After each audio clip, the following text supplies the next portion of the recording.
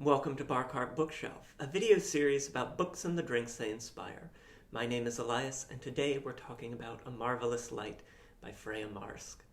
A Marvellous Light was one of my most anticipated reads of 2021, and it did not disappoint. I found myself, as I was reading, stretching the book out, drawing it out over several days, because I just didn't want to leave this world that Marske had created, an alternate England of magic and manor houses. A Marvellous Light is the story of Robin and Edwin, two young men who are drawn together when a quirk of bureaucratic malice makes Robin the government liaison to the hidden magical community of this turn-of-the-century England.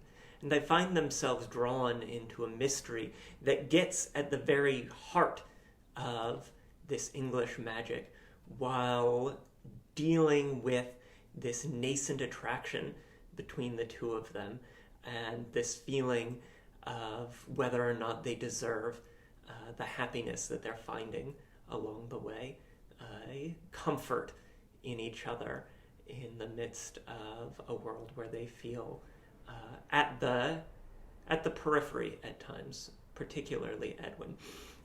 And it was some of those ideas that informed this week's drink, which we're gonna get into right here.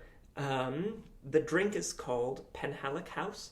It is named for one of the primary locations in the novel, the country home owned by Edwin's family, where the two young men go to deal with some of the research they need to do for getting at the root of this mystery.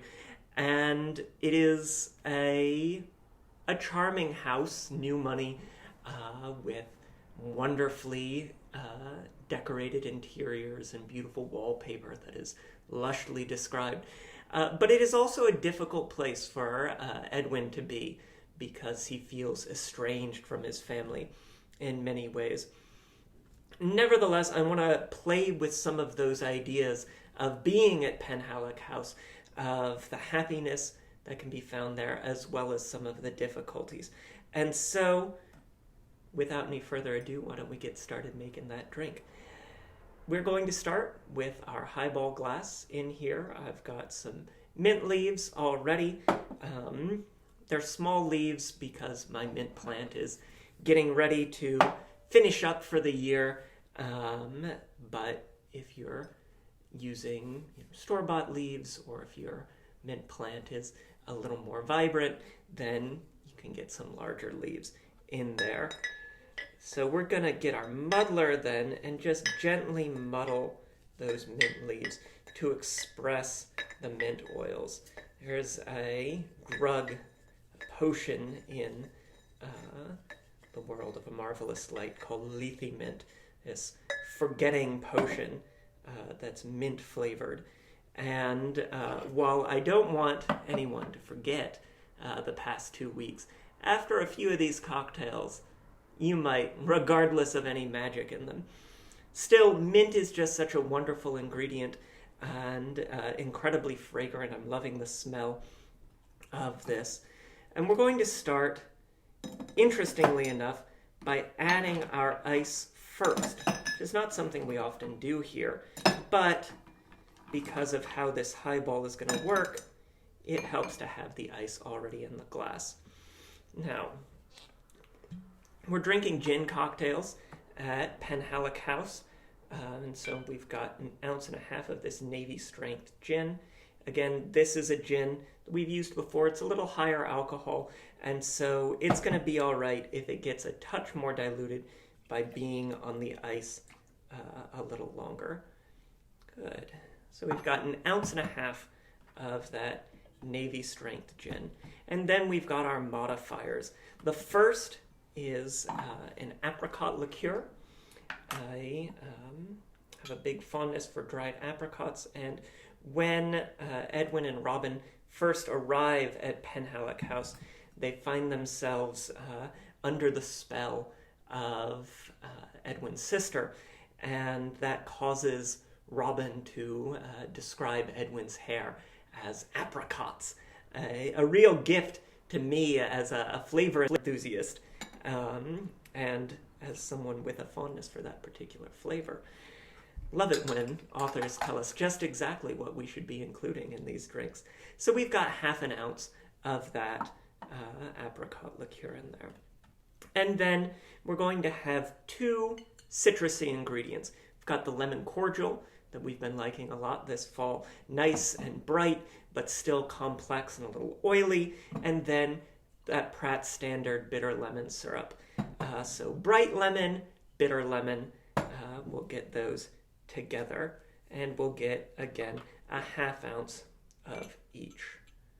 So nice and bright in there. Smells like sunshine. And one of the fun things about A Marvellous Light is how lush and green and golden everything is. Hedge mazes and lawns and warm light in libraries. It's a very comfortable book, a book that wraps itself around you like a blanket or a warm wind on a summer's day. And then we'll get half an ounce of that bitter lemon syrup because it is still a difficult place for Edwin to be. That brightness that's married with a bit of bitterness. Good.